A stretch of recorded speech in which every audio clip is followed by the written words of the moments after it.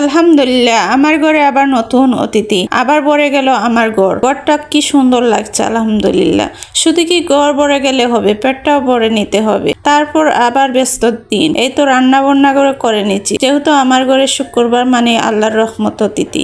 Hello everyone, সবাই কেমন আছেন? আশা করছি যে যেখান থেকে ভিডিওটি দেখছেন সবাই ভালো আছেন। আল্লাহর রহমতে আমিও ভালো আছি, আর অনেকটাই ভালো আছি।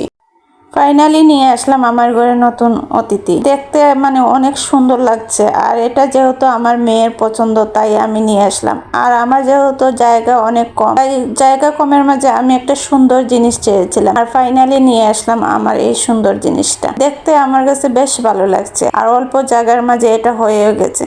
এই তো নতুন জিনিসটা এনেই আমি ঘরে নতুন একটা লুক দিয়ে দিলাম। আমার এই যে ক্যাবিনেটটা আমি ডাইনিং এ নিয়ে আসলাম। অল্প জায়গা, যেহেতু অল্প জায়গার মাঝে হাঁটা চলা অনেকটা কষ্ট হলো, কিন্তু ডেকোরেশনটা আমার অনেক পছন্দ হয়েছে। এখন ফাইনালি আমার রুমটা অনেক সুন্দর লাগছে দেখতে। আপনাদের কাছে কেমন লাগছে অবশ্যই জানাবেন। আর ফাইনালি নতুন জিনিসটা আমার ঘরে এসে পড়লো।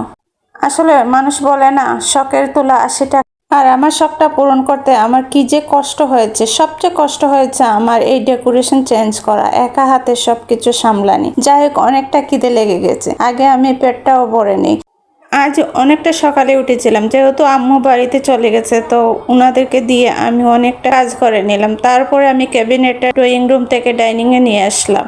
আর একটা ক্যাবিনেট খোলার পরে বোঝা যায় কতগুলা জিনিস আছে। এই জিনিসগুলা প্রথমে বের করে তারপরে আবার জিনিসগুলা গুছিয়ে রাখা অনেকটা সময় নিয়ে নিল। সারাদিন খাওয়ার মতো কোনো টাইম পাইনি। শোরুমে গেলাম, শোরুম থেকে আবার সোফাটা নিয়ে আসলাম। সোফাটা নিয়ে আসার পর আবার সেটিং করে নিলাম। অনেকটা রাত হয়ে গেল, তারপর খাবারটা খেয়ে আমি ঘুমিয়েছিলাম।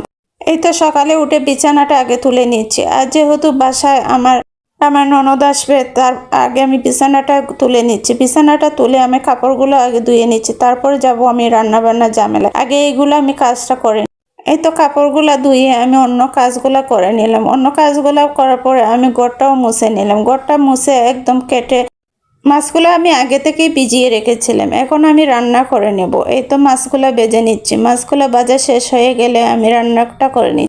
কালকেও সারাদিন কোনো টাইম পাইনি, আজকেও মনে হয় পাবো না, যেহেতু শুক্রবার। শুক্রবার মানেই আমার ঘরে অতিথি, আর আল্লাহর রহমতে ভরা থাকে। আসলে অতিথি মানেই আল্লাহর রহমত, আর এই রহমতগুলো আমার ঘরে সব সময় থাকে। আমি কখনো বিরক্ত বোধ করি না, আমার সব সময় ভালো লাগে আমার ঘরে অতিথি থাকলে। আমার মনে হয় আমার ঘরটা একদম ভরে থাকে, আর যখন ওরা চলে যায় আমার ঘরটা একদম ফাঁকা হয়ে যায়। যেহেতু আমি সব সময় একা থাকি, তো আমার একটু বিরক্ত লাগে একা থাকতে।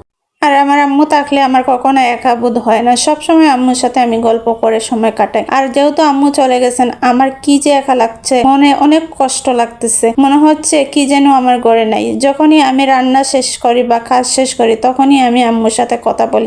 আজ ঘরটা আমার একদম ফাঁকা লাগছে, কোনো কিছু ভালো লাগতেছে না, একদম কাজ করতেও মানে বিরক্ত বোধ লাগছে।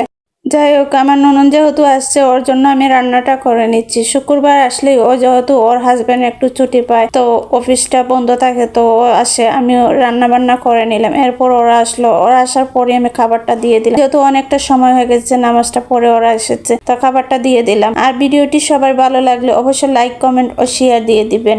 আর সবাই সুস্থ থাকবেন, ভালো থাকবেন। আল্লাহ হাফিজ।